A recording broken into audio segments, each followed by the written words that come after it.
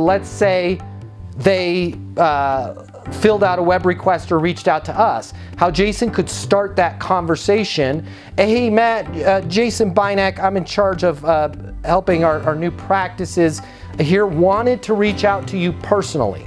When I say that, just wanted to reach out to you personally, all of a sudden my credibility goes through the roof, and that person's gonna be like, oh wow, this is, I'm lucky to be having this call. And you guys are great, you work really hard. They are lucky to be talking with you.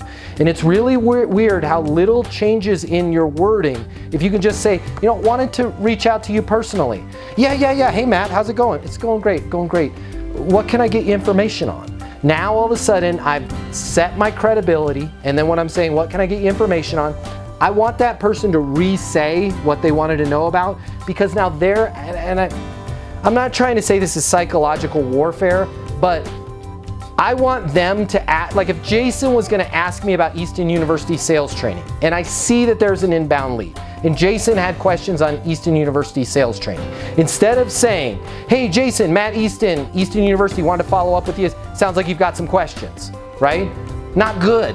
It's not skillful. It reeks of like salesy and pushiness. But if I just say, hey Jason, Matt Easton, founder at Easton University, wanted to reach out to you personally, saw that you had pinged the support team. Yeah, thanks Matt, thanks.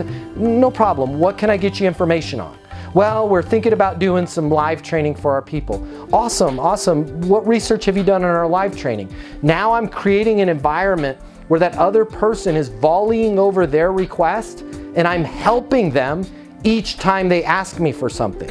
It's much different than if I'm constantly volleying stuff over to Jason and he's trying to receive that. Because if I'm saying things like, hey, I want to talk to you about this, and this, all Jason's gonna be is like, I don't want that, not interested in that, quit talking to me about that. The more we can engage that other person and have them ask us for help, the more they're gonna be in a position of, wow, this person is really helping me. Hopefully that makes sense for you guys. It's little nuanced differences that make a huge difference in how people will interact with you, whether it's over the phone or in person.